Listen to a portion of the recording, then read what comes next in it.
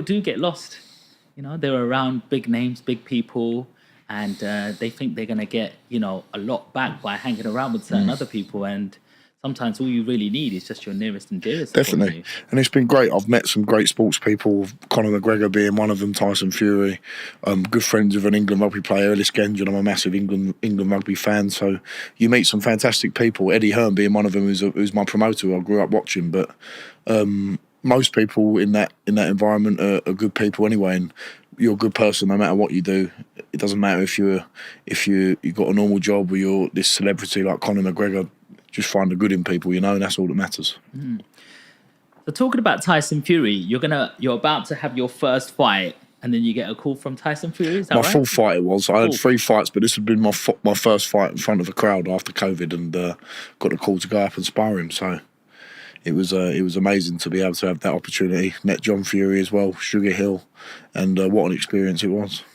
What a big human being Tyson Fury Massive. is. Like, his hands are massive. Like, what's it like going up sparring against? Like, how much power do you release when you're sparring a guy like that? You go all out every spar, really. Like, you're not going to hold your power back. You might hold back the intensity sometimes in terms of how, like, sometimes you spar people with less experience than you, and you might catch them and then back off. But sometimes the spars are very heated. I've had many heated spars with my good friend Joe Joyce.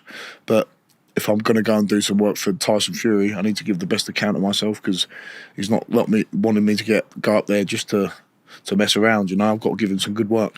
How much of an advantage is that height and reach that Tyson Fury has? If used well, it's a big advantage, but being tall is not always an amazing thing. The overhand right, you can be caught with quite easily.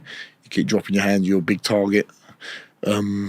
It all depends on how you use it and what tactics you implement. If you're a tall man, you want to use your reach, you want to use your jab. If you're a shorter man, you want to rough it up and get on the inside. But everyone's different. Every boxer's different. Mike Tyson was a world champion, and as you said, Tyson Fury's been a world champion, and they're both completely polar opposite builds. Yeah. So it's all about how you harness your own personal skills. What's your style? Aggressive, instinctively aggressive. I can't change that. Is that pressure? Trying to put pressure on your putting opponent? Pressure on the opponent. But I think I'm maturing in that now and learning that I can box as well. I can do that. I haven't had to show too much of that yet, but in the gym, sparring, I've got good boxing skills, and it's all to do with your subconscious and relaxing a bit when you're in the ring. Now I've done it 12 times, you do it again and again, the nerves don't get you as much, you're not as tense, and I can hopefully deliver better performances, and the knockouts will be more fluid that way, Well, you're known to be a knockout puncher. 11 knockouts out of 12 fights. That's a pretty solid record so far already. We see them overhand them bosh. Overhand, like it looks like that's like your favorite punch. Like you go. I see you go body bang overhead. Like you seem to mesmerize your opponent. Like they've got to be some impactful punches for them to be putting their guard down. Like that's good. And my instincts and my natural power is something I never want to take away from myself. That's how naturally I am, and it's just about refining that, using your jab more, picking the right moments to explode, because there will be some really tough guys out there. I've already fought a tough guy in my 5th fight, Spanish heavyweight champion, and I broke my hand in that fight, got cut in the first 30 seconds on my eye. I couldn't see out of that eye, and I still got the victory. But sometimes people are going to be tough and things aren't going to go your way, so you need to learn how to use your boxing skills as well, Mm-hmm. Let's talk about some of your fights, being that we're on that topic. So when you fought Musil, Dominic Musil, from the Czech Republic. I fought him round 1, 29th of October 2022.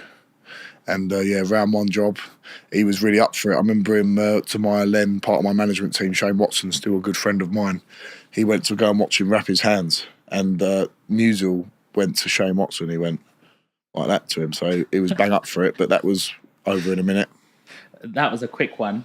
Then Dimitri Bezus, that was my February 3rd? February the 3rd this year, American debut in Las Vegas. That was an honour. He'd fought for the WBO European title just a couple of fights before that, or 1 fight before that. Big old unit. Only been beat once, had 10 victories, 1 loss, and blew him away from there. I was happy about that because I got cut in the build-up to that fight as well on my nose. Oh, no. And I had to hide it a little bit, and I was fine, but it's got a risk of coming back open, and that's never good when a cut comes open. So got it done quickly. Does that make you fight differently when you've got an injury going into a fight where it makes you think about it in the build-up, but once you're in that changing room and you're going out to fight, you just go, you just do it. But it does affect your training preparation. I couldn't train for a week. I just had to walk. I couldn't spar for the last 4 weeks of my camp. So you've got these little thoughts in your mind: am I fit enough? Have I done? And the preparations weren't the best for that camp, but you just get on and you get it done. So mentally, how do you prepare? It's a fight at the end of the day, and you think in your head, if I had to go and have a fight on the street now, would I back myself? So it's that killer mentality you've got to have no matter what happens. You can prepare as well as you want, but if your brain's not switched on, it doesn't matter if you prepared for 10 weeks or you prepared for 1 week, you've still got to have the same mentality. But you came on top, 9 seconds left of the first round. Bosh. Round one, bosh. And it was in Las Vegas. Tell us about Las Vegas. Great place. I've trained there a few times before with my good friend Joe Joyce, sparring over there when he was preparing for Joe Parker. I sparred Carlos Takam over there as well. Wow. And a few other heavyweights who were coming through. Jeremiah Milton being one of them, who was a USA Olympic trials candidate. I think he came second in the whole of the USA. And it's been a great experience. The food it's amazing food, but for a training camp, it's not the best. So that was a stress. That was something I had to overcome. Luckily, I was staying in the Plaza Hotel where I've got on today. Oh. Jonathan Jossel, shout out to Jonathan Jossel, a great man, the CEO of Plaza Hotel, which is one of the most iconic places in Las Vegas. So before you had the main strip in Las Vegas, the Wynn, the Bellagio, the downtown area, Fremont Street, as it's known now, that was the original Las Vegas. And have you seen the film Casino with Robert De Niro and Joe Pesci? Yeah. It's actually filmed in this hotel, the Plaza. And what a film that is. And that was, we had a restaurant there called Goodman's, Oscar Goodman's. And he was the man who represented their mob bosses in the casino, in the casino film. There's a lot of history there and a lot of politics that goes on within Vegas, and what a place it was. And the hospitality there was amazing. A lot of our fans brought about 300-400 fans from England over there. They all stayed in the hotel, and really old school place. It's like going back to 1985 and you're in old school Las Vegas. So what a place it was. And that was brilliant for my preparation, because I had a base, I had my recovery in there, the hot pools, the cold pools, somewhere just to relax and chill and have some good food, because around Vegas there's not the best food and options, but that Oscar Steakhouse was fantastic. Yeah. You talk about fighting abroad in Las Vegas. How different is it to fighting in front of an English crowd and an environment that you're sort of used to, where these are like, you think of Las Vegas, you just think of massive shows, big lights, everything's bigger and better. Yeah, this is quite interesting actually. This was quite a small show really, because it was in the Chelsea. It's only about 3,000-4,000 people venue, but my fans made up the majority of it. As I said, about 400 fans, and that was still great. What was more different is the fact that you've got a different commission, different officials, different way of doing things, different drugs testing, and it's all a new environment. But that's good for me, because when I go back there in maybe 4, 5, 6 fights time and fight in America again, then I'm in a great position to know that I've already done all this before. Yeah.